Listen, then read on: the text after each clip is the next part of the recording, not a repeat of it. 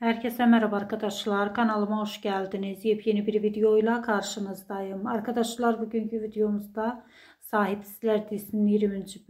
bölüm fotoğrafları geldi. Ben de bu görüntüleri sizler için YouTube kanalımda video halinde sunuyorum.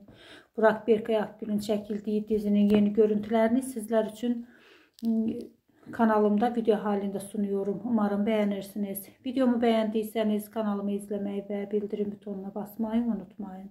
Şimdilik benden bu kadar olsun. Yeni videomuzda görüşmek üzere. Hoşça kalın.